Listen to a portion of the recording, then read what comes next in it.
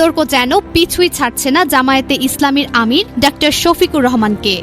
গতকাল পর্যন্ত আলোচনার কেন্দ্র ছিল তার বাসে উঠানামা, আর আজ একটি ভাইরাল ভিডিও নতুন করে আগুনে ঘি ঢেলেছে। ভিডিওতে দেখা যায় এক নারী তাকে জড়িয়ে ধরেছেন। সামাজিক মাধ্যমে ভিডিওর মাঝের কাটা অংশটুকু সবচেয়ে বেশি ছড়ানো হচ্ছে। এই কাটিংয়ের দৃশ্য দেখলে যে কারো মনে হতে পারে জামায়াতের আমির ইচ্ছাকৃতভাবে এক নারীকে জড়িয়ে ধরেছে, কিন্তু পুরো ভিডিও ও ঘটনা প্রবাহ বিশ্লেষণ করলে চিত্রটা কিছুটা ভিন্ন। আর ঠিক এখানেই আছে আসল ভুল ও রাজনৈতিক ব্যর্থতা। ঘটনাটি ফেনীতে জামায়াতের একটি জনসভায়।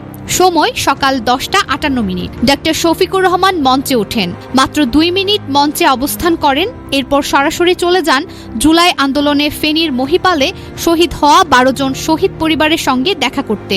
এটি ছিল একটি মানবিক ও রাজনৈতিকভাবে গুরুত্বপূর্ণ কর্মসূচি। শহীদ পরিবারের সদস্যরা দাঁড়িয়েছিলেন ঠিক সেই মুহূর্তে। এক শহীদের মা হঠাৎ আবেগে ছুটে এসে জামায়াত আমিরকে জড়িয়ে ধরে কান্নায় ভেঙে পড়েন। এখানে একটি বিষয় স্পষ্ট, এই আলিঙ্গনটি আমিরের পক্ষ থেকে শুরু হয়নি। এটি ছিল এক শোকাহত মায়ের তাৎক্ষণিক আবেগের বহিঃপ্রকাশ। এবং এটাও সত্য, ডক্টর শফিকুর রহমান সেই নারীকে ধাক্কা দিয়ে সরিয়ে দেননি, বরং তাকে আগলে রাখেন, মাথায় হাত রাখেন। মানবিক দৃষ্টিতে অনেকে এটাকে সহানুভূতি বলতে পারেন, কিন্তু সমস্যা শুরু হয় এখান থেকেই। কারণ ভিডিওটি কেটে কেটে ছড়ানো হচ্ছে, প্রেক্ষাপট বাদ দিয়ে শুধু একটি অংশ দেখানো হচ্ছে। ফলে যারা পুরো ঘটনা জানে না তাদের চোখে দৃশ্যটি দাঁড়াচ্ছে এমন জামায়াতের আমির ইচ্ছাকৃতভাবে একজন নারীকে জড়িয়ে ধরেছেন। এবং সামনে যখন ভোট, তখন এই একটি দৃশ্যই হয়ে উঠতে পারে রাজনৈতিক অস্ত্র, চরিত্র হননের হাতিয়ার। কিন্তু আসল প্রশ্ন, এখানে ভুলটা কোথায়? এখানে আসে সবচেয়ে গুরুত্বপূর্ণ বিষয়। ডক্টর শফিকুর রহমান একজন ইসলামী রাজনৈতিক দলের আমির, যিনি সবসময় শরিয়া, পর্দা, শালীনতা ও ইসলামের আদর্শের কথা বলেন। ইসলামী দৃষ্টিকোণ থেকে গায়রে মাহরাম নারীর সঙ্গে শারীরিক সংস্পর্শ অনুমোদিত নয়। আবেগ যতই বড় হোক, সীমা বজায় রাখার দায়িত্ব নেতার।